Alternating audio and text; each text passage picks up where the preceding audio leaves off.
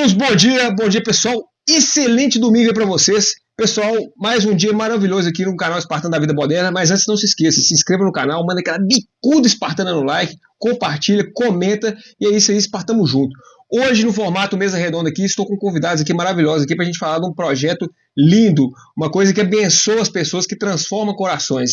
O trabalho da Clínica de Acuruí Vida Nova, pessoal. E hoje estou aqui, né, com a presidente da clínica aqui, a Giovana, né, Giovana? Tudo bem. E com a psicóloga aqui também, a Fernanda, que faz um trabalho lá também, né, de psicologia com os pacientes. E o nosso pastor, presidente, capelão Juliano Matias aqui. E é isso aí. Eu vou deixar cada um se apresentar aqui, que eu acho que fica melhor. Cada um pode se apresentar. Fala um pouquinho de vocês aí, onde nasceram, a profissão, a formação, cada um fala um pouquinho de si. Tudo bem? Eu sou nascida e criada aqui em Itabirito, né? E trabalhei antes com administração e um período da vida onde que nós encontramos uma dificuldade com a dependência química na família. Entrei para a área de... Fiz o curso de terapeuta e comecei a estudar a doença, né? Para poder estar ajudando dentro de casa. E gostei do trabalho, me apaixonei e dei continuidade. Fernanda? Eu tenho formação em psicologia cognitiva comportamental, clínica. Vim trabalhar na clínica da Giovana há 4 anos atrás, esse ano faz 5 anos em maio. E não tinha uma especialização na dependência química, mas me apaixonei pela área. E aí busquei mais especialização e fiquei, e estou até então. Nasci demais. Não aqui em Minas, mas tenho Minas como minha cidade mesmo, meu estado mesmo de coração, porque Rio de Janeiro para mim foi só nascer e vir para cá. Amém, amém. Deus abençoe. Amém. Capelão Juliano, se apresente aí para nós. Sou o diretor-geral da Capelania Internacional e Nacional. Bacharel e mestrado em teologia, pós-graduado em capelania, jornalismo, psicanálise e segurança pública. Pronto para servir. Amém. Pessoal, e hoje o pastor capelão aqui vai estar me ajudando aqui para a gente fazer a entrevista junto, né? Pastor, você já quer fazer a primeira pergunta aí? Muito feliz, Flávio, em estar participando hoje desse podcast. Amém. E conhecer um pouquinho mais desse trabalho. Giovana, o Edalmo, que fala muito bem do seu trabalho, é um dos grandes apoiadores lá da unidade. Conheço algumas casas de recuperação, não só masculina e feminina, a gente já levou muita gente para casas de recuperação. Queria entender um pouquinho como que acontece na prática esse trabalho lá. É árduo, mas estamos caminhando, aprendendo, cada dia a gente aprende. Todo dependente químico tem as suas dificuldades, vamos dizer assim. E aí, quando nós começamos, quando a gente faz o trabalho, a gente faz de coração. Porque o que acontece? O dependente químico, o paciente, o que ele mais precisa no momento é o aconchego. Coisa que às vezes na rua eles não estão tendo, para poder a gente trazer, para dar uma confiança, eles entrarem com a confiança, para poder a gente conseguir fazer o trabalho com eles. Então, ou seja, nós temos que criar uma rotina para eles, porque eles já têm uma rotina que eles estão na rua, às vezes estão na rua, né, tá no uso, então a gente precisa de criar uma rotina. Então é onde que iniciamos com um cronograma, com a espiritualidade, né, a doença, ela como que eu vou te explicar, 96% espiritual, vamos dizer assim. Olha, muita coisa, hein? É 96% espiritual, então precisa muito da espiritualidade, é uma coisa que às vezes eles não aceitam. Sem a espiritualidade é mais difícil? Sim. Na questão mesmo da transformação do paciente, se não tiver essa parte, né, seja religiosa, espiritual, fica mais difícil, né? Sim, muitos chegam sem perspectiva nenhuma. Não tem sonhos, não tem planos, não tem projetos e perderam a fé. Perderam a perspectiva de fé. infelizmente. Mas, uma vez institucionalizados no centro de recuperação, existe esse primeiro, o primeiro tópico do cronograma, né, a espiritualidade, da maneira como eles compreendem. Nós temos, graças a Deus, voluntários que vão na nossa unidade prestar esse favor para nós, esse trabalho lindo que a capelania faz. Outros irmãos também de outras denominações também vão nos visitar e eles resgatam isso.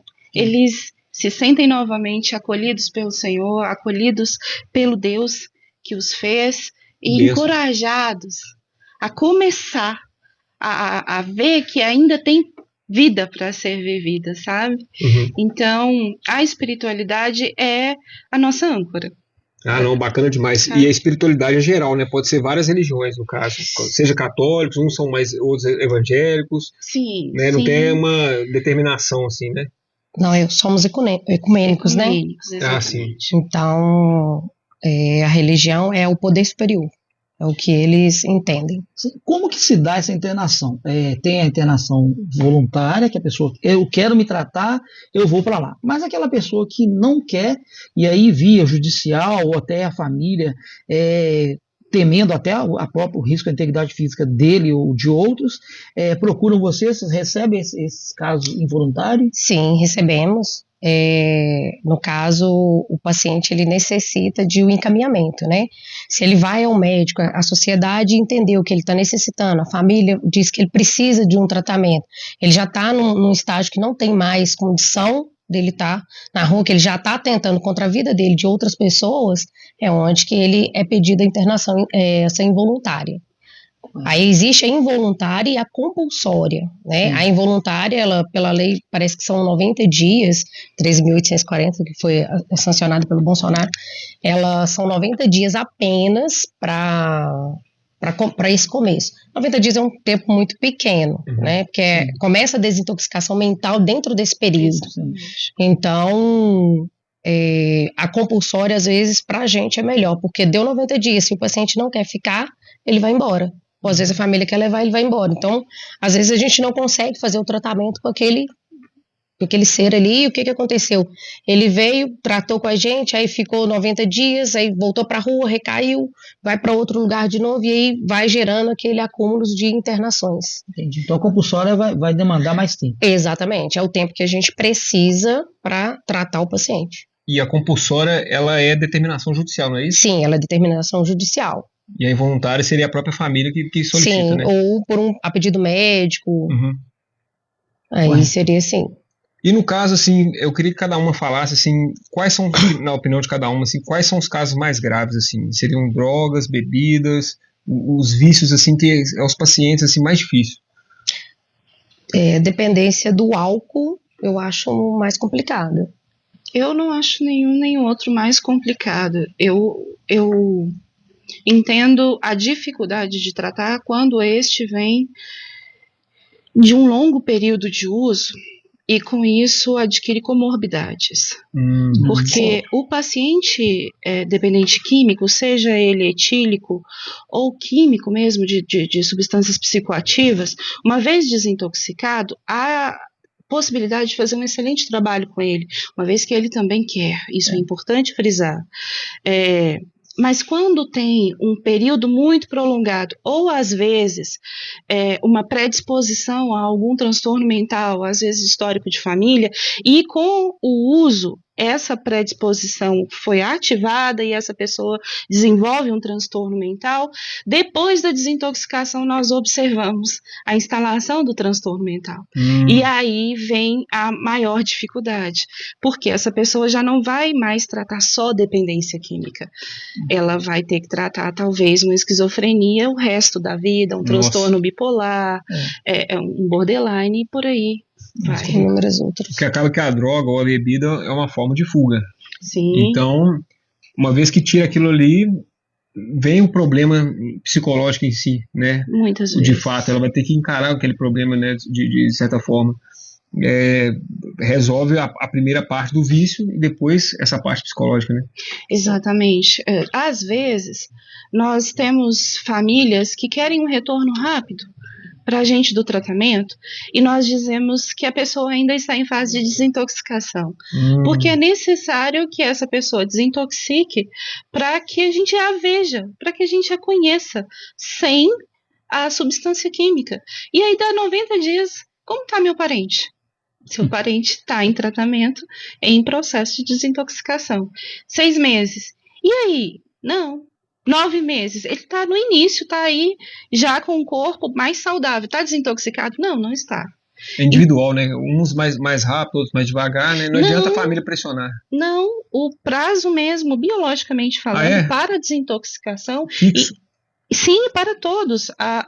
O início, para você entender que a mudança neuronal começa a fazer uma diferença pós-desintoxicação com 9 meses. Olha. Com 9 meses, por quê? Cria-se novos caminhos de padrão de comportamento. Após esse padrão de comportamento instalado, para começar um padrão novo, saudável, desintoxicado, é com no mínimo 9 meses. Então a pessoa, não, eu vim por livre, espontânea vontade, quero ficar 6 meses. Tá bom, mas você vai consciente de que você está indo no meio do tratamento. Você ainda não está desintoxicado, você ainda está sob influência de psicoativos. Pode acontecer de você ter uma crise de abstinência grave e não ter suporte. E possivelmente uma recaída. Então a gente sempre quer que a pessoa faça o tratamento completo, pelo menos da desintoxicação, porque a clínica fornece isso, condições para que você se estabeleça saudavelmente, para que você possa tomar boas decisões na sua vida, quando você for embora e continuar com a sobriedade. Porém, você sai no começo e tem que assumir esses riscos, que nós não podemos controlar. A clínica não tem como fazer nada. Porque vocês buscam transformar hábitos, né? Sim, é uma metanoia mesmo, literalmente. A pessoa, ela sai com a mente transformada, né? Ela tem que, igual você falou, novas conexões, né? A pessoa não tinha mais o prazer de tomar banho todos os dias. Entendi. Não cortava o cabelo, não escovava os dentes, não se via bonito no espelho, não recebia um elogio. E ela volta a se sentir gente, reconhecida novamente, sabe? Porque você pode ver que as pessoas, os usuários, são todos escondidos. São sempre nos lugares escuros, escondidos. Você não vê pessoas, a não ser em Belo Horizonte, que infelizmente a gente tem essa realidade, mas a maioria é escondido. Então fica em lugares sujos, insalubres, e você vai para um lugar onde você vai tomar banho todos os dias, vai vestir uma roupa limpinha, vai se alimentar, vai tomar uma medicação, uma vitamina para se fortalecer e vai novamente se sentir um ser humano de novo, uma pessoa de novo. A sua integridade é devolvida para você. O caso tem uma rotina, né, pastor? Você ia até perguntar sobre isso, né? No caso lá, vocês atendem mulheres e homens, né? Sim. E o trabalho é diferente para cada público? Como vocês trabalham? O trabalho é o mesmo. É o mesmo. É o mesmo. E mães grávidas, vocês recebem também? Já recebemos duas, né? Já tivemos 2 pacientes que estavam gestantes. Uma foi embora no finalzinho do período de gestação. Tá de pé até hoje, tá bem. Tá. E a outra faz tratamento conosco até hoje. E é legal que você falou que tem o paciente inicialmente ele quer se esconder, a pessoa, né, ela quer ter um vício dela, ela quer ficar isolada, né? E ali obriga de certa forma, porque tem a rotina da clínica, né? Sim, o tratamento, né? O tratamento no caso deles é coletivo, né? É coletivo. Exatamente, é coletivo. Mas a recuperação deles é individual. É de cada um. Conta como é que é essa rotina deles, assim, qual são as atividades deles, assim, durante um dia, assim, normal? Esporte. Sim, eles têm o despertar, depois do despertar vai para o café da manhã, vai para espiritualidade, medicação, quer dizer, medicação antes para alguns que tomam medicamento, sim, né? Quem toma medicação controlada, tem alguns que tomam, tem outros que não. Aí tem o horário da medicação, tem o horário da espiritualidade. Depois da espiritualidade a gente vai para exercício, tem tem atividade física, depois da atividade física vai para atividade de vida diária, que é organização do espaço, arrumar os quartos, as camas, armários, ajudar na limpeza dos banheiros, volta a se da sentir cama, útil de novo, né? exatamente. É disciplina mesmo. Isso. Terminou o horário da atividade de vida e vai para o almoço, horário de almoço, depois tem descanso, aí vai para a ludoterapia, depois do descanso, que é depois do acordar, o despertar. Depois da ludo tem a reunião de dos narcóticos, a reunião terapêutica. Depois tem café da tarde. Gente, eu tinha que ter trago o cronograma. Não, é só pra gente entender um pouco. Aí depois tem o horário de lazer. Depois do lazer vai pro horário de reunião de novo. Depois da reunião das 7 vai jantar. Jantar, medicação, depois 9 a recolher. Tem algum momento que tem, por exemplo, palestras esporádicas, oficinas profissionalizantes, cursos? Acontece isso? Temos a Ludo, a gente não tem oficinas profissionalizantes ainda, que estamos em formação com esse projeto. Tá. Porque na realidade a gente precisa de alguns apoios, né? Sim. Para estar conseguindo fazer essas oficinas. Giovana, vocês têm conhecimento do banco de alimentos daqui de Itabirito, que vocês têm direito a se cadastrar e até pegar esse alimento lá, ou até eles levarem até vocês para que possa ser manipulado para ajudar na rotina lá da alimentação? Não fazia nem ideia. Nós não temos cadastro nenhum. Bacana a gente saber disso, né? Não porque sabia. Pode ser um apoio aí, né, pastor? É só procurar o Conselho de Segurança Alimentar no município de Itabirito, assim como em Ribeirão das Neves, só dando exemplo de Ribeirão das Neves, Giovana, lá são R$1.600.000 por ano, 800 mil no primeiro semestre, 800 mil no segundo semestre, que esse dinheiro vem do governo federal para comprar fruta, verdura, hortaliça da agricultura familiar, principalmente zona rural. Esse alimento são distribuídos para todas as entidades cadastradas no Conselho de Segurança Alimentar. Então, procure informar que vai ser um reforço na sua clínica. Tá bom? Obrigado, nós vamos sim. Show de bola. E só para a gente finalizar a parte da rotina lá, dentre todas as atividades, assim, o que não pode faltar? Que vocês acham, assim, dentro de todas as atividades, qual que vocês acham que é a mais importante? Aquilo que realmente faz a diferença ali na transformação ali dos pacientes, aquilo que vocês, olha, isso dá mais resultado. A espiritualidade. De manhã.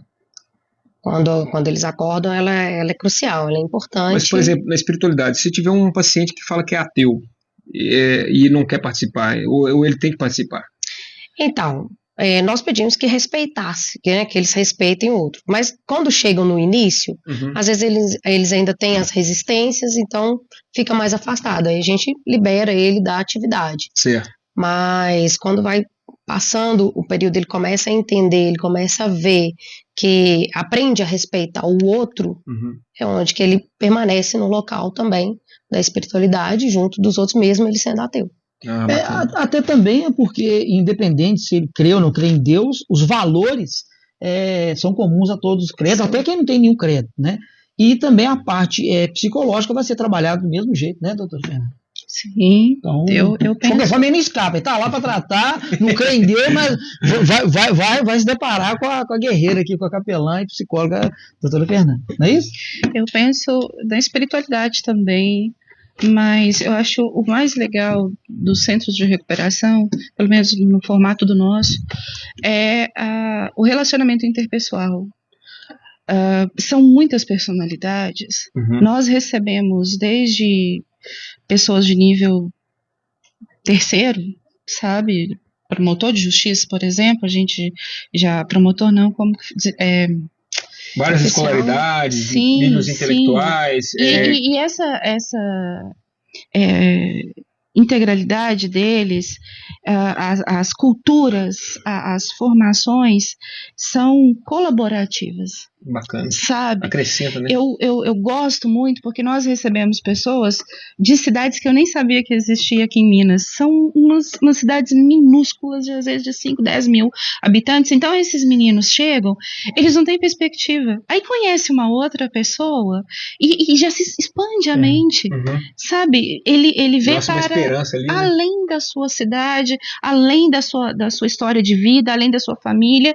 E eu acho isso muito legal. Tanto para quem tem, né, essa formação e vem dessa família um pouco mais estruturada, que se torna um pouco mais humilde.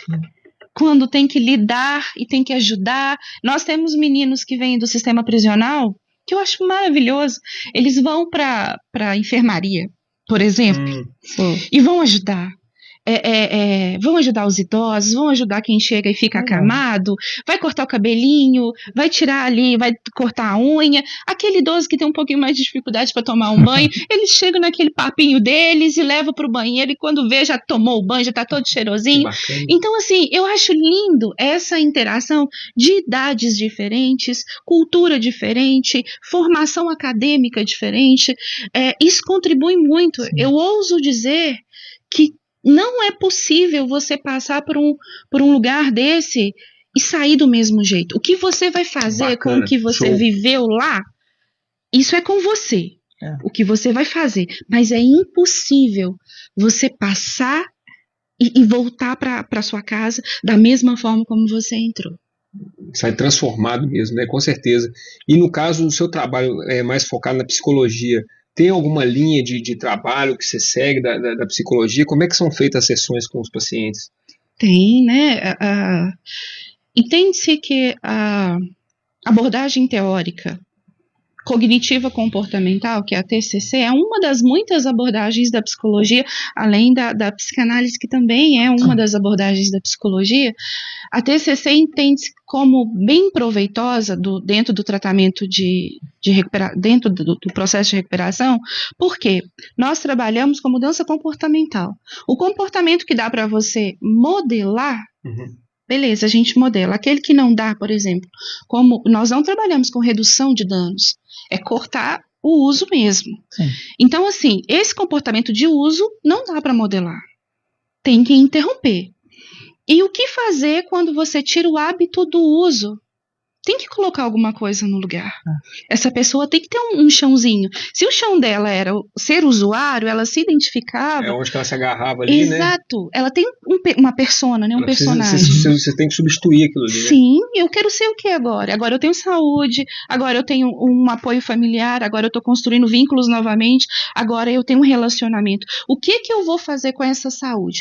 Esse trabalho da psicologia é de construir isso com essa pessoa. Bacana. Sabe? Construção. Legal a palavra. E a gente tem que acompanhar também o cronograma dos 12 passos da narcóticos, que é a base do tratamento para dependência química terapêutica. Então é bacana frisar isso, porque o NA é o nosso parceiro, sabe? Que ampara esses meninos dentro da adicção. Então, a psicologia caminha com o NA, e quando eles saem da instituição, o NA está lá, abraça eles, recebem eles nas reuniões e os apoia, sabe, para eles terem um pouquinho mais de impulso, de força para continuar aqui do lado de fora, que é quando realmente começa o desafio mesmo. Família. Como que é feito esse trabalho com a família? Eu sei que lá eles estão tratando o dependente, a dependente. Tem um encontro mensal, quinzenal com os familiares. Existe um trabalho à parte específico com a família de vocês, clínica Vida Nova? Centro de Reabilitação Redonda Vida Nova? Com a família tem as visitas, né, mensais. Sim. Dentro dessa visita é esclarecido para a família. Nós pedimos que eles acompanhem os apoios que têm externos, mas algumas famílias não acompanham, né? Então, nós estamos tentando criar dentro do nosso tratamento, nós vamos colocar um dia, um projeto que nós estamos tentando fazer aí para atender as famílias. Nós vamos fazer atendimento com as famílias, diretamente, somente com eles, não junto com o paciente. Sim, separado. Exatamente, só a família. Né, esse projeto está como se diz, está saindo do papel, está sendo elaborado, mas está quase pronto aí para a gente poder começar essa parte. Eu falo que da mesma forma que a gente tem trabalho dentro do presídio e na porta do presídio. Então, é uma demanda até da Defensoria Pública. Quando eu morei em Ribeirão das Neves, eles queriam convidar algumas igrejas para ajudar a Defensoria Pública no retorno do recuperando como projeto de volta ao lar. Sim. De um regresso, esse regresso de volta para a ressocialização. E aí esse projeto é bom, tomara que dê certo, desejo sucesso, porque ajuda muito a família. Eles precisam. A família vendo. Eles ficam sem chão. Sem chão, felizmente. Sofre junto, né? Sofre junto, né? É um processo. E até agora, aproveitando o pastor aqui, o capelão Juliano, o serviço da capelania, vocês aceitam, né? Aí são várias instituições, geralmente é um grupo de pessoas. Como é que vocês da clínica recebem esse tratamento? Vocês fazem um teste antes? Olha, o que vocês vão falar para eles? Como é que vai ser? Como é que é feita essa filtragem, né? Esse filtro? Na realidade, a gente até que nem fez um filtro com o pessoal da capelania, né? Mas nós abrimos as portas, né, para as pessoas que querem nos ajudar. Então, separamos um dia da semana, ou 2, ou 3, depende da quantidade de pessoas que vão vir, e direcionamos um horário das nossas reuniões para que as pessoas venham para poder ajudar a gente com o trabalho. Legal, o pastor Dedé está aqui com a gente, aos domingos, né? É o último domingo? Quarto domingo. Quarto domingo, estou devendo essa visita lá ainda, tá?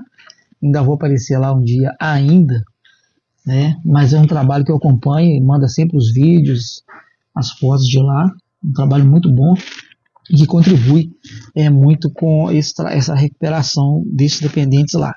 Vamos ver se tem mais alguma pergunta aqui. Pastor Juliano, e até te perguntando também, no caso você que é o presidente da capelania, né, tem alguma instrução específica para o tipo de clínica delas, de dependentes, tem como é que é o tratamento, como é que é o comportamento, é o que você orienta no seu curso, né? Sim, na verdade é algo que a doutora Fernanda já faz, que é mais a questão da relação interpessoal e comportamental, vai depender única e exclusivamente de cada um, do interesse, do envolvimento de cada um, e resgate de valores. Em todo tempo trabalhar a autoestima, porque eles tentam preencher esse vazio através das drogas, por alguma perda, envolvimento com pessoas erradas, família, infelizmente. Né? O histórico quem está lá no sistema prisional é a mesma coisa. Não é diferente, muito diferente. Não vai diferenciar muito, não. A questão é que talvez muitos que estão lá, que são dependentes químicos, talvez não tenham envolvimento com crime. Só é dependente mesmo, não chegou a roubar para manter o vício, não chegou a cometer nenhum crime. Não sei todos. Sim. Né? A grande maioria sim, a grande maioria já acabou, mas nem todos, há exceções. Agora no sistema prisional o cara tá ali porque infelizmente cometeu um crime mesmo. Foi até interessante você pegar esse gancho, eu até perguntar para você, vocês já tiveram algum caso assim lá na clínica, assim, alguma história de um paciente lá mais rebelde que já foi criminoso e que ameaçou alguém lá? Nós já recebemos um paciente algemado na porta. Ele veio do sistema prisional do Rio, veio na van da polícia, e quando chegou, o policial, todo mundo ia ver ele algemado, a gente até que pediu que ele fosse retirado. Ele veio algemado. Compulsório? Compulsório. Tá. Algemado. Pernas, braço, tudo algemado. E para esse tipo de paciente, fica numa ala diferente, tem uma segurança maior? Não. Ou vocês correm o risco mesmo? Não, a gente corremos o risco.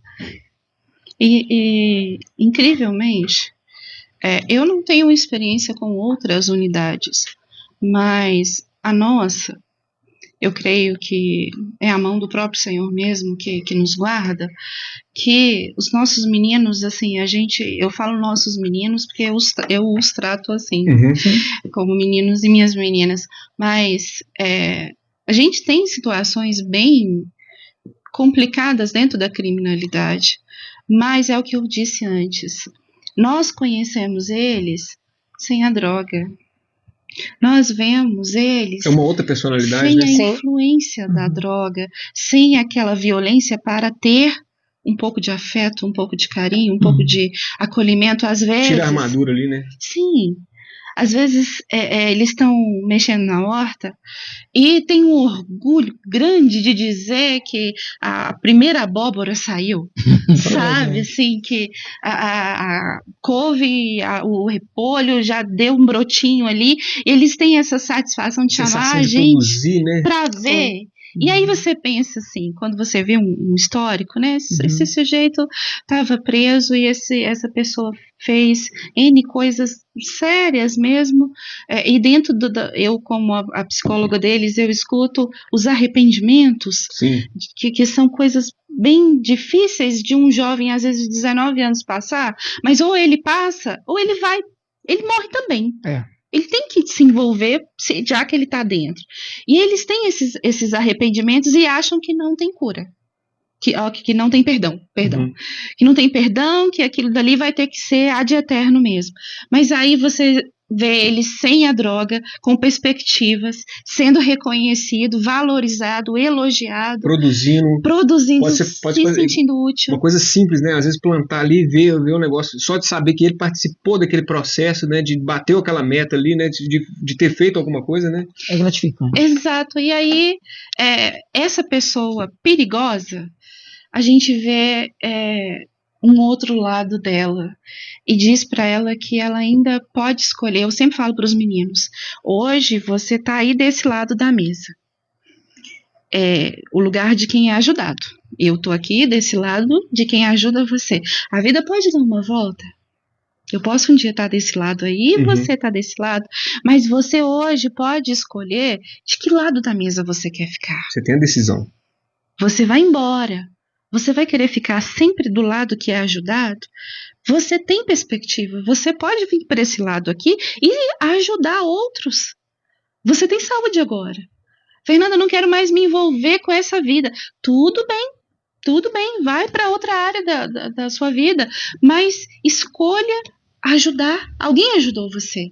E eu creio que essa solidariedade, porque isso funciona. Uma corrente do bem, né? Eu vejo lá na clínica quando eles estão auxiliando outros. Sabe? Eles se sentem felizes. Foram ajudados e agora querem contribuir. Estão querem transbordar um pouco daquilo que receberam, né? Exatamente, é isso mesmo. Um nome muito legal. Muitas pessoas vão estar vendo e ouvindo esse podcast, vão fazer alguns cortes, vai ser distribuída aí nas redes sociais.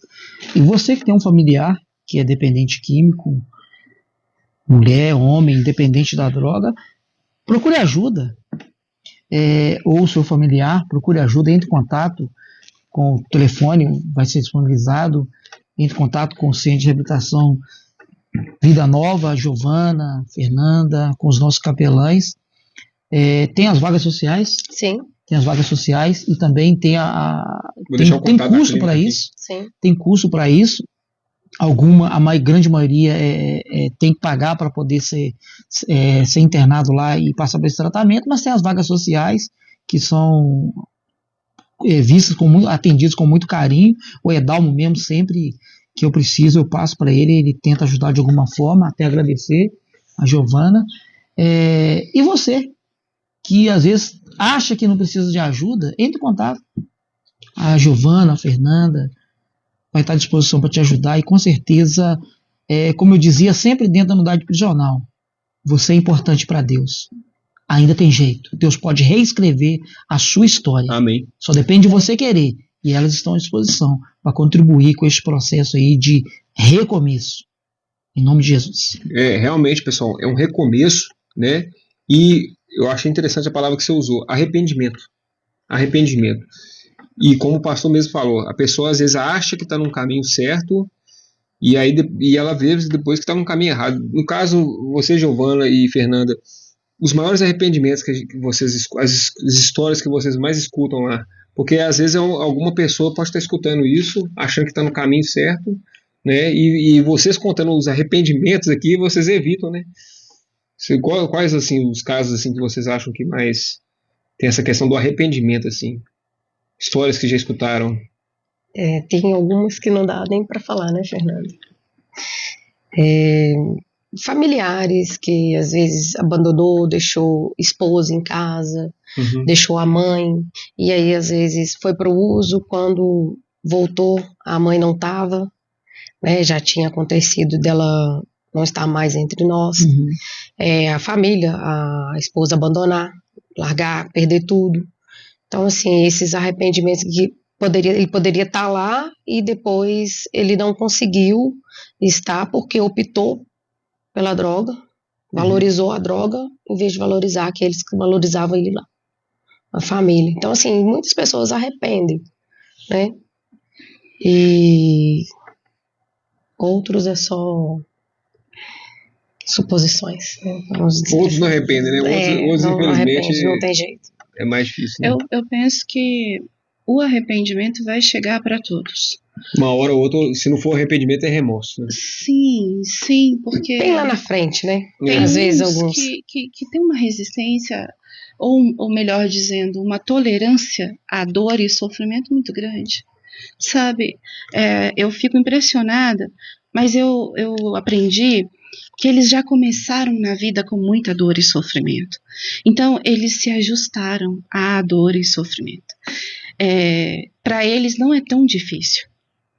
Eles querem sair, sim, mas se precisar voltar, às vezes, quem não só usa, quem usa e vende, fica muito difícil você ganhar o que você ganharia em horas em 30 dias. Ah, sim.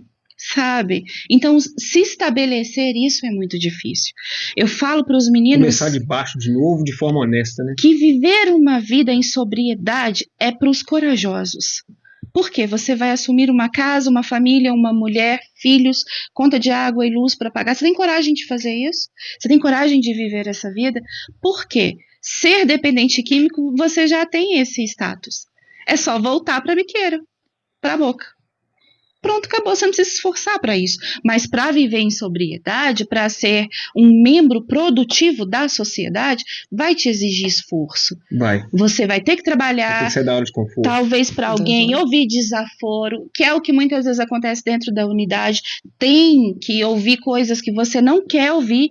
Você não quer acordar às 6h30, 7 da manhã para poder fazer sua higienização para ir tomar o café. Mas você tem que acordar, porque lá fora, se você for pegar o trabalho às 8 horas, 6h30, 7 horas, você já tem que estar acordado. Na unidade, você tem que estar acordado também. A gente simula a realidade do lado de fora dentro da unidade. Bacana. Então, precisa-se ter coragem para isso. E tem alguns que é uma resistência, e eu vejo que, como a Giovana bem disse, da parte espiritual, é espiritual. Aquela pessoa não libera o coração de jeito nenhum para você. Tem alguns que entram na minha sala, muitas vezes, era só para pedir oração, não era para pedir atendimento, era para pedir oração, porque eles chamam de barulhados na cabeça. Entendi. Mas você vê a opressão, você vê que é uma opressão espiritual. Eles estão ali querendo, mas não dá um espacinho para o Senhor entrar e fazer o que tem que fazer. Aí vão embora. Passa-se um tempo. Parece que são dominados, né? Parece que são dominados por essas forças, né? Sim. E às vezes, aí quando voltam, já houve um rapaz que eu dei uma palavra para ele uma vez. A Giovana vai se lembrar. Houve um senhor que foi lá para nossa unidade. Ele foi para ser preparado para a morte. Porque eu falo assim. Sim. Porque ele ficou pouquíssima semana com a gente, não me lembro bem. Ele ficou pouquíssimo tempo com a gente. E teve um rapaz que recebeu ele estava na enfermaria. Recebeu ele, levou ele para o banheiro, fez a higienização dele, fez a barbinha, cortou o cabelo, pôs a fralda, roupinha nova e levou a alimentação na boca. Cuidou dele, ele tinha um problema nas pernas, passou-se um tempo, o senhor faleceu, ele já veio adoentado para nós. Eu chamei ele na minha sala e falei... Foi no mesmo dia? Foi no mesmo dia que ele chegou. Ele só higienizado, ele chegou de ambulância. Foi preparado para partir. Sim. Chamei esse rapaz e falei para ele, você viu o que você fez? Eu acho que ele já estava alarmado. Você foi a última pessoa que aquele senhor viu. Você foi a última refeição. Você deu banho nele, você cortou o cabelinho dele, você cuidou dele. Carregou ele no colo. Carregou no colo, pôs fraldinha. E passou-se um tempo, esse rapaz foi para casa dele e voltou, ele tinha se esfaqueado. Ele mesmo. Nossa. Ele se esfaqueou. Quando ele sentou na minha frente, eu falei para ele, a convicção dele é outra espiritual. Eu falei pra ele, você sabe quem salvou você desse corte aí na barriga, né? Ele falou assim, bom, você disse que eu ainda tenho um propósito aqui. Eu tentei, mas eu não consegui. Nossa. Eu falei, você tá aqui de novo.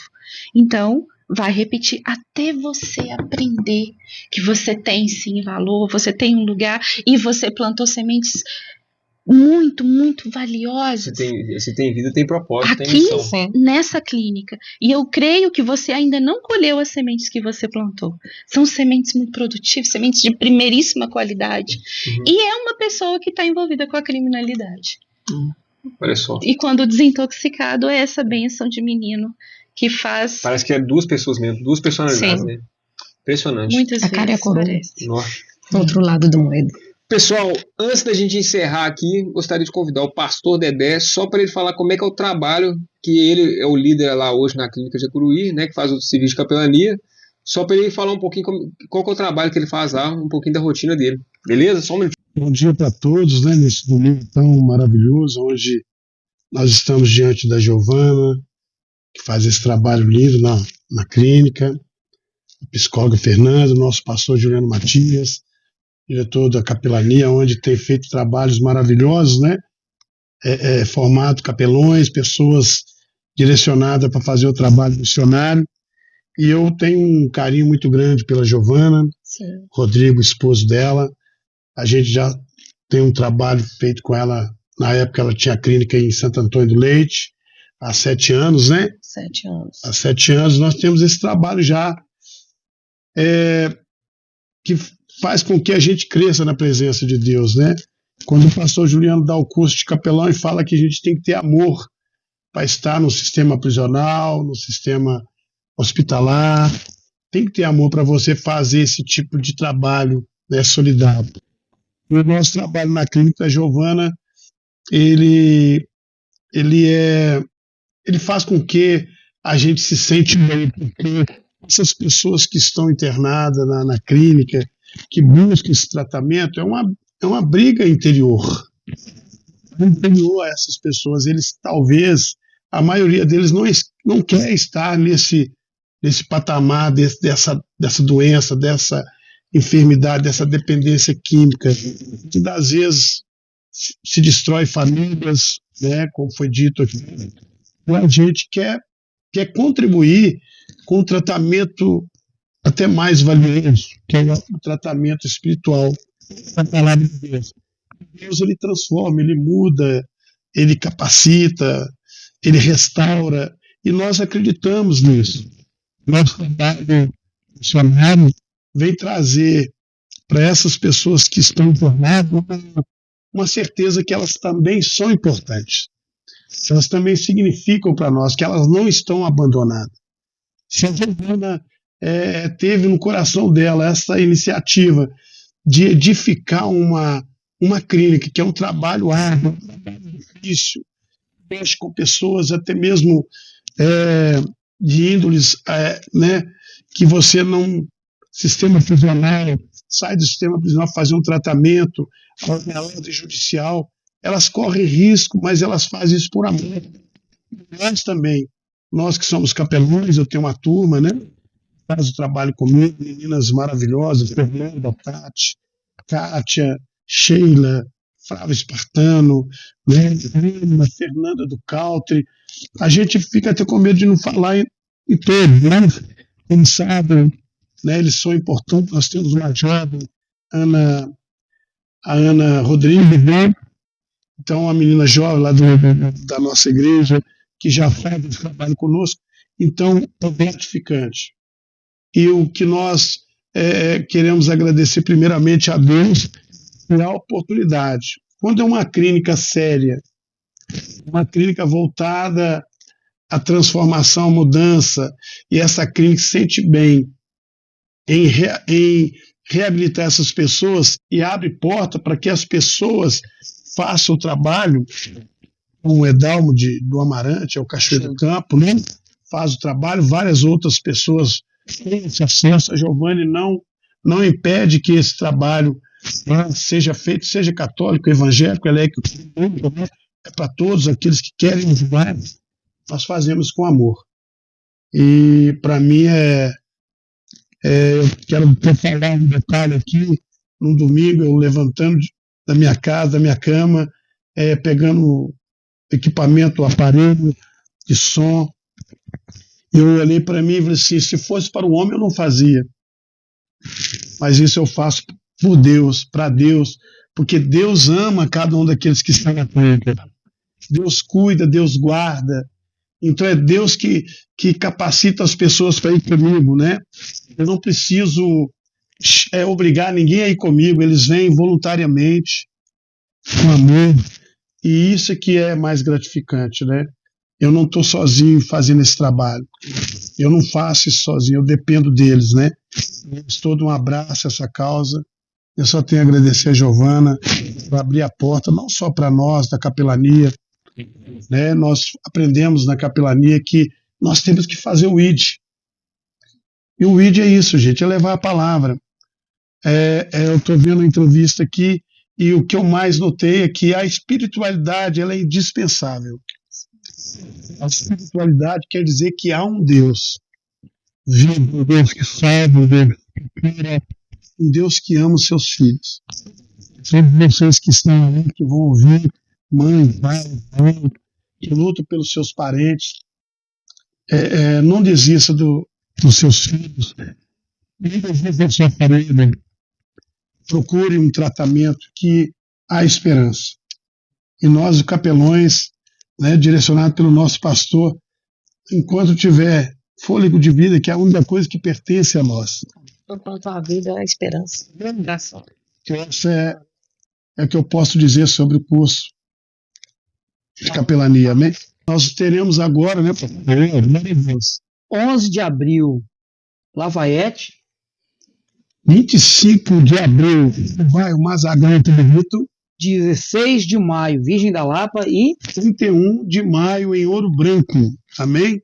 Esses cursos é para que você se torne uma autoridade eclesiástica, podendo ter a assistência, né, religiosa, a liberdade de você fazer esse trabalho. Você pode, é claro que há hierarquias, né, em cima disso. Você tem que ter um protocolo, você não vai entrando no sistema prisional, hospitalar, nas clínicas, nesses lugares sociais, escola, sem ter uma apresentação, sem ter uma divulgação do que você faz. Então, faça o curso conosco, que você vai ter todo esse direcionamento.